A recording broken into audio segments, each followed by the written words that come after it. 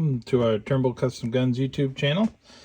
It is time for those of you who have been following this Mauser build. We are now at the point where we need to chamber our barrel. As you can see, this is short chambered, so it's already got the threads cut, which is wonderful. We did take some off the face of this receiver when we squared it up. So now this part of the barrel hits in here and leaves a gap, which is expected. So we're going to take some measurements and we're going to trim the breech of this barrel down to match the receiver, and then we're going to finish chambering the gun. So let's get to it. Okay, so here on the board I'm going to draw a cutaway of a receiver and with the bolt and bolt lugs and whatnot to try to explain what the head spacing is and how we're going to determine what our depth needs to be to chamber this rifle. So as you can see, we have the bolt and our headspace gauge in the back of the barrel. The distance between the bolt face and the headspace gauge is our head spacing. And we also need to trim down our barrel so it sits properly on the inside rim of the receiver. So what we need to do is measure the distance between the headspace gauge and the shoulder on the barrel and the bolt face and the front of the receiver ring to determine our headspace. All right, so we've taken our measurements we talked about earlier, and here I have a go gauge and a no-go gauge. So these are the two, there's also a field gauge in addition to, but basically when you're chambering a gun, you want it to be able to close on the go gauge, but not close on a no-go gauge. So we start by measuring. All of our measuring we'll do with a go gauge. So we'll drop that in. Since this is already short chambered, it'll give us an idea of what the chamber's set for.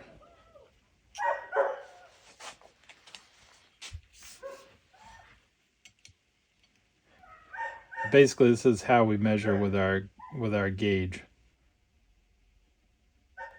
So right there is 1.5. It's just shy. So it's 145 thousandths. But that is going to be our headspace distance that we're going to be checking when we use our chambering reamer. So let's put this in the lathe and let's get this dimension turned to, what did we write down here? 607 thousandths. It was originally 625 thousandths. So we'll take that down so our barrel will fit the receiver properly, and then we'll start cutting the chamber. Let's get her in the lathe. I didn't show dialing this one in because in the last few videos we've done a few of these with this spider. But basically I dial it in on the front, and then I dial it in on the back, and then I come back and I do a final dial in on the front. And I'd like to have it within 0.00250, a quarter of a thousandth. That one's dead on right there, so this will be a good one. And also, those of you who've watched my videos, this is a barrel centering device that goes into the inside, not the outside of the barrel, because when the outside's turned, it has different dimensions usually than the bore. So this has a chamfered edge that goes into the bore or into the rifling that allows you to dial into that instead of the OD. So we're all set. We're all dialed in now. We're going to go ahead and turn the face of this down to match our receiver, since we trued up the front of our receiver.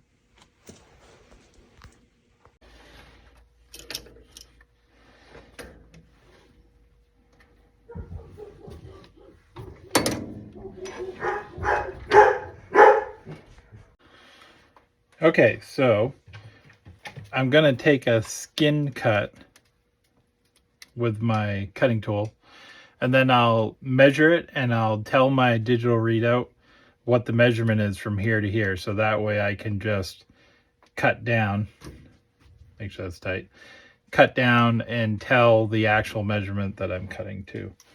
For me, the less math, the better chance of not messing it up. So we'll get started.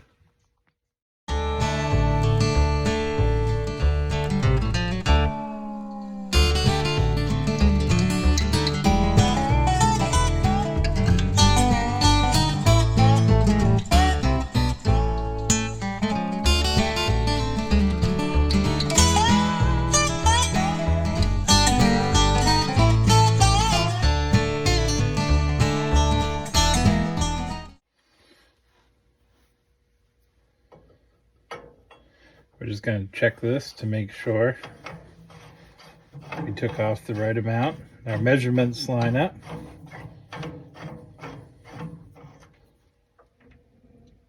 Perfect.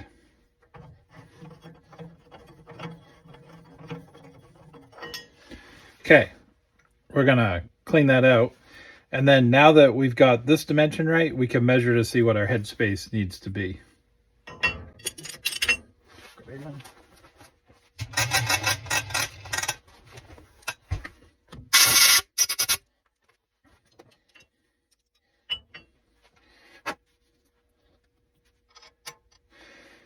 So this distance is going to tell us the from our bolt face to the cartridge, and that's our critical dimension there.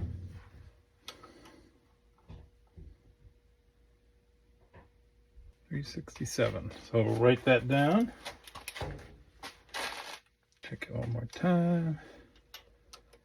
I always double check, especially when it's somebody else's gun.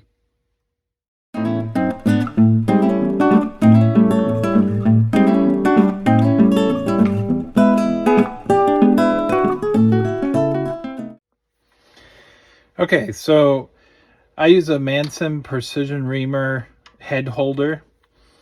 It allows the reamer to move around, and it lets the pilot line up the reamer with the bore. That way you're not forcing it, which could give you an oblong chamber. We still make sure everything's dialed in as good as we can up on the front side, but this just helps with that margin of error. I also have a fixed piloted reamer. They make these that you can adjust and put adjustable pilot sizes in here for differences in the bore. But this one's just a fixed piloted reamer. It's also a Mauser precision reamer. They make pretty good product, I think. So we're gonna get our oil and we will start the process. Gonna set the lathe to the slowest setting, B1.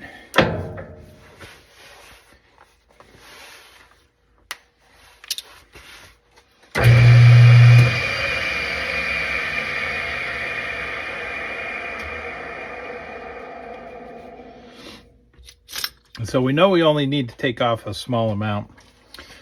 I'm going to go ahead and put the reamer in till you can just, don't slam it into the chamber, just so you can barely feel it hit. And then I'm going to zero out my little digital readout on here. Lock the tailstock. Then I'm going to back it off. We'll make our first cuts.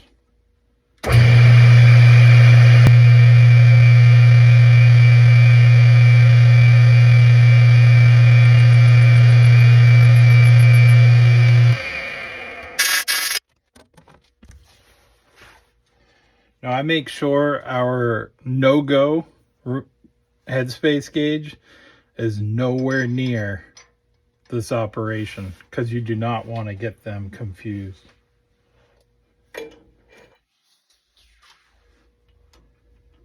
I just did a quick check,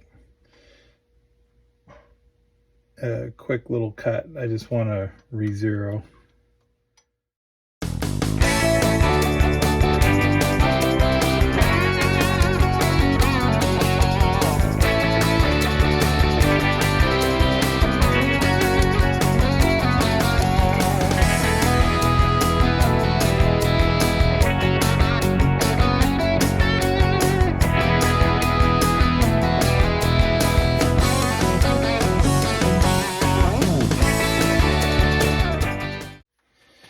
Okay, so you can see I had a go gauge and it closed on a go gauge, and I just put in a no-go gauge, and this is just hand tight, and I can feel it just starting to grab right there before it hits all the way down.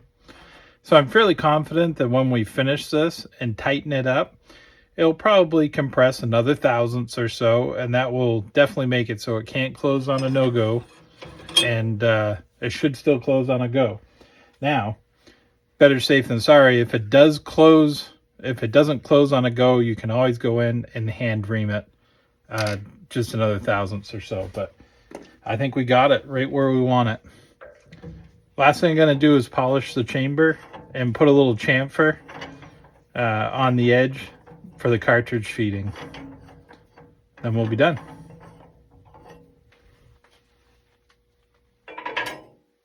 Make sure that no-go goes back in the cage.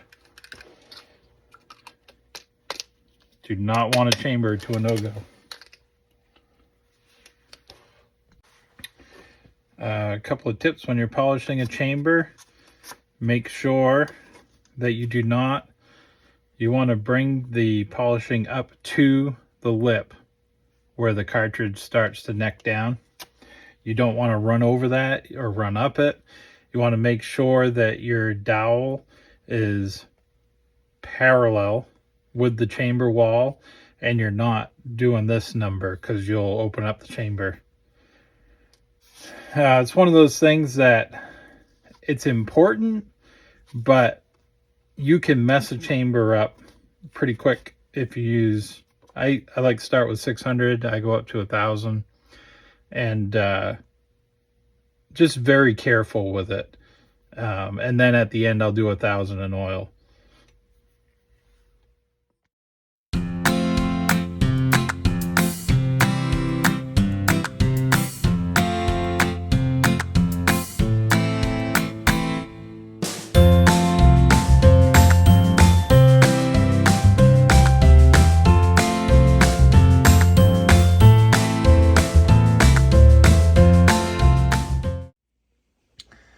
There's our polished chamber.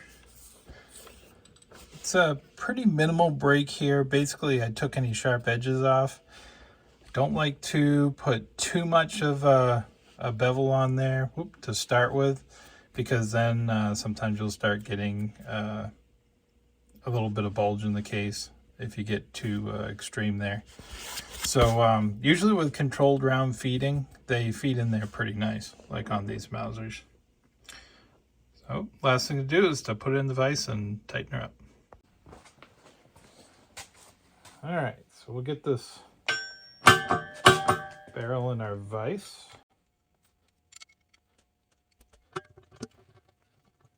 Couple of notes: when you put these in there, you want to make sure that your barrel shims have gaps on both sides. That way you know it's tightening down on the barrel. You don't want to put tape in between there because it'll just slip more.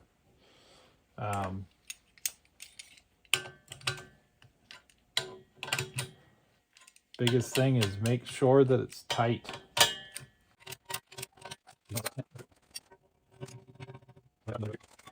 I do put tape on this end of the wrench. Doesn't matter as much because it has a flat side that's going to keep it from slipping. And we don't have any bluing on here yet, so that's always nice. As far as how many foot-pounds of torque you put on it, about that much. That's all you need. The weight of this wrench, this is a pretty heavy wrench, will do everything you want it to. Wow. Pretty curious if the chamber's good. So, let's check it. I loosened this up so there's no stress on the chamber. This one is the go gauge.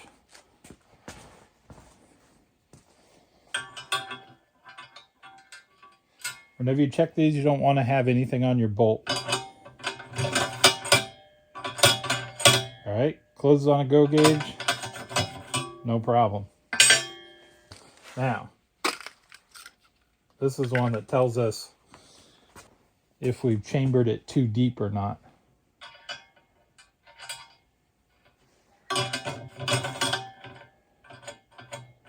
There we go. It will not close on that gauge. You don't want to force it. Right now it's camming in, but that's the important thing, is that it won't close on it. It's a good chamber.